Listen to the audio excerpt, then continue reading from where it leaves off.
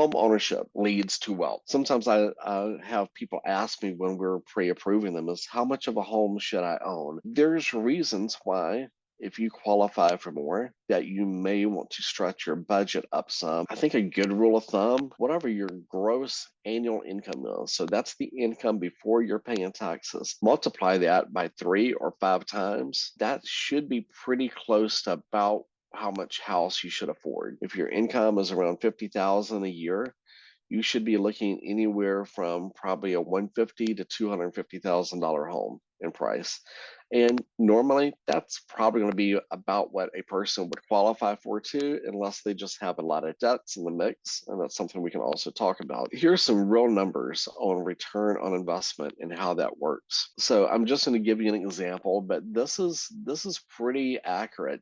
If you're looking at a home, let's just say of 300,000, and you put 10% down, that's 30,000 that you've got in the home. That home will, on average, and this is honestly a very conservative low number, but on average, that home will go up about 5% a year in appreciation. So that's 15,000 a year. So like if you own that home just 1 year, you put 30,000 into it, that home you could turn around and sell it in 12 months for 315, you would have a 50% return on investment. If you were to own the home just for 2 years, now that home is going to go up closer to around 330, a little bit higher actually, but that's 100% return on investment.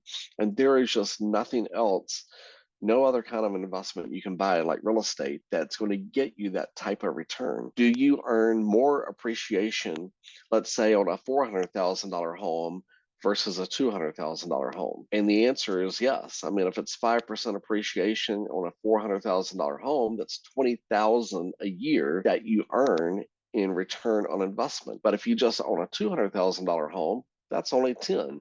Now, both numbers are still good, but if you qualify for a more expensive home, this is real money that does and will affect you at some point in your life, either when you go to sell the home or maybe when you go to retire and downsize.